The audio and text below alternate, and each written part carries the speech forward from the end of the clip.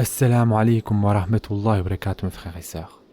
Hadith numéro 27. La piété, c'est la haute moralité.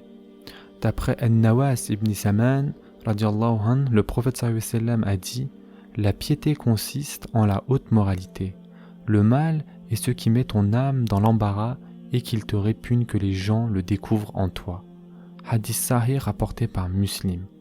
Wabiqa ibn Mu'ad radiallahu anh rapporte: je me rendis une fois auprès de l'envoyé d'Allah sallallahu alayhi wa sallam et il me dit: tu es venu me poser des questions sur la piété. Certes, dis-je. Interroge ton cœur, dit-il. La piété est toute chose dans laquelle l'âme et le cœur trouvent leur quiétude. Le mal est ce qui tourmente ta conscience et met ton cœur dans l'hésitation, quoique les gens te donnent un avis contraire et insistent dessus plusieurs fois. Hadith rapporté par Imam Ahmed. Commentons maintenant ce hadith.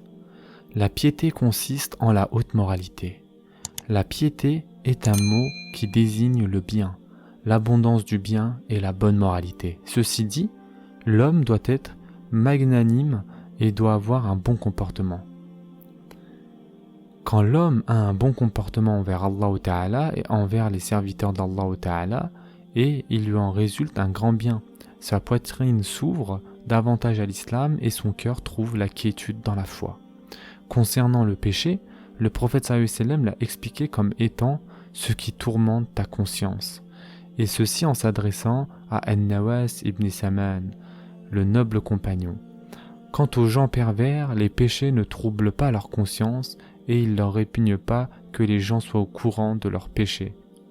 Bien au contraire, certains d'entre eux se réjouissent et se vantent d'avoir commis des actes de perversité. Ces paroles du prophète sallallahu alayhi wa sallam sont donc adressées à l'homme qui se maintient sur le chemin de rectitude et qui, quand il a l'intention de commettre une mauvaise action, déteste que les gens découvrent cela en lui. Ce point de repère signalé par le prophète sallallahu alayhi wa sallam sert aux gens du bien et de la piété. Dans le même sens, il y a le hadith rapporté par Wabiqa radiallahu anh, dans lequel il a dit: je me rendis une fois auprès de l'envoyé d'Allah sallallahu alayhi wa sallam et il me dit: tu es venu me poser des questions sur la piété. Certes, dis-je. Interroge ton cœur, lui dit le prophète sallallahu alayhi wa sallam. Il lui a demandé de ne consulter personne mais de consulter son cœur. Il lui a défini la piété comme étant toute chose dans laquelle l'âme trouve sa quiétude. Quand la conscience d'une personne est tranquille vis-à-vis d'une chose et que son cœur y trouve sa quiétude, c'est que cette chose relève de la piété, il peut alors la faire. Le mal est ce qui tourmente ta conscience. En effet, quand l'homme voit qu'une chose le tourmente dans son fort intérieur et livre son cœur à l'hésitation, qu'il sache qu'il s'agit d'un péché. Le prophète sallallahu alayhi wa sallam a ensuite ajouté: quoique les gens te donnent un avis contraire et insistent dessus plusieurs fois, ce genre de problème arrive souvent. On voit l'homme hésiter à faire une chose, sa conscience n'est pas tranquille vis-à-vis d'elle, les gens lui disent que cette chose est licite et il n'y a pas de mal à la faire, mais son cœur n'arrive pas à l'accepter. Son âme n'y trouve pas sa quiétude.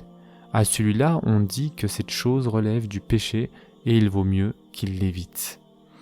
Quelles sont maintenant les leçons qu'on peut tirer de ce hadith? Leçon numéro 1, le mérite de la bonne moralité. Le prophète sallallahu alayhi wa sallam l'a rendue équivalente à la piété. Leçon numéro 2, le repère pour savoir qu'une chose est un péché, c'est quand celle-ci tourmente la conscience et que l'âme n'y trouve pas sa quiétude. Leçon numéro 3, le croyant est celui qui n'aime pas que les gens soient au courant de ses défauts, contrairement aux libertins qui ne s'en soucient pas. Leçon numéro 4, la physionomonie, c'est-à-dire le firasa du prophète qui, avant que Wabiqa ne lui dise quoi que ce soit, l'a devancé par cette parole: tu es venu m'interroger sur la piété. Leçon numéro 5, la possibilité de déférer le jugement d'une chose à l'âme qui déteste le mal et aime le bien. Leçon numéro 6, à l'homme de consulter son âme sans s'en remettre au fatwa du commun des gens, car certains d'entre eux qui n'ont pas de savoir religieux peuvent lui donner une réponse que son âme a du mal à accepter. Dans ce genre de situation, il s'en remet au jugement de sa conscience. Et enfin, pour terminer, leçon numéro 7, dans le cas où l'effort d'initiative pour la recherche de la vérité, c'est-à-dire ijtihad, est possible, on ne doit pas s'en passer au profit du conformisme. Le prophète sallallahu alayhi wa sallam en effet dit « Quoique les gens te fournissent des fatwas et insistent dessus ».